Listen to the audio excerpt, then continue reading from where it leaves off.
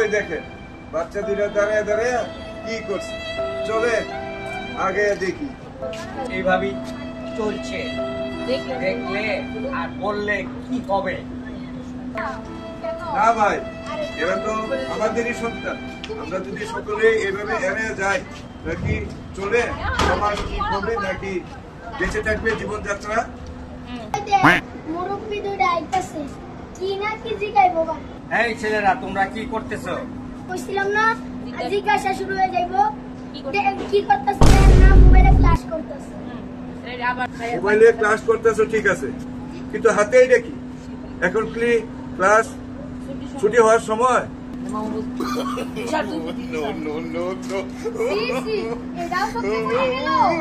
এটা সিগারেট। মা আমারে টিফিনের টাকা দিছিল, না খায় সিগারেট খাইতাছে। আপনার সমস্যা কি? আপনার টাকা আমারে আপনি মনে হয় সিগারেট খান নাই, আর আপনার ছেলেপুলেও সিগারেট খায় নাই। এটা কি কইলা বেয়াদব? তোমার বাবার নাম কি জিজ্ঞাসা করতাম? তোমার বাপ মা এরকম সন্তান পালে? পুরো মানুষের স্বভাব এরকম, দেখলে জিজ্ঞাসা শুরু হয়ে যায়। কোন ক্লাসে পড়ো? ক্লাস বানান করো তো ক্লাস 6। আতে আর পাঁচে কত?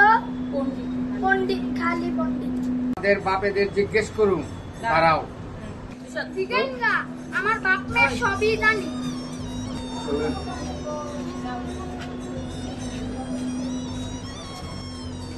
দিদি, রাখাল আর সুনীল কার ছেলে গো?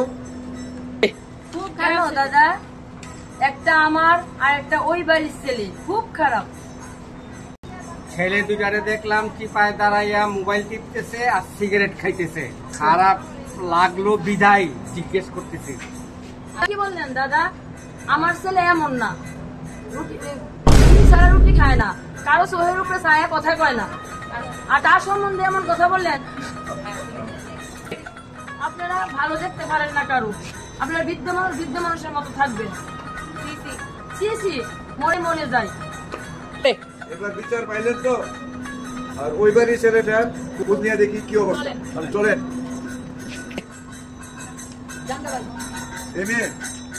সুনীল কার ছেলে গো? কেন কাকা? নমস্কার। ও আমারই ভাই। মা দেখো কাকারে এসেছে। কি হয়েছে দাদা? সুনীল আমারই ছেলে। রাখাল আর সুনীলকে দেখলাম ওইখানে দাঁড়াইয়া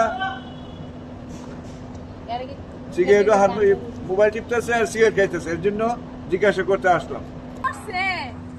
খারাপ ছেলে, মাইর দিলেন না কেন? আজকে বাড়িতে আসো, চামড়া তুইলা নিব, খাওয়া দাওয়া বন্ধ করে দিব। ধন্যবাদ আপনাদেরকে। এরকম মাতা পিতা সমাজে থাকলে তো এই সমাজে উন্নতি হবে। সন্তানের দিকে খেয়াল রাখবেন, আসিয়ে ভালো থাকেন। আচ্ছা দাদা, ঠিক আছে।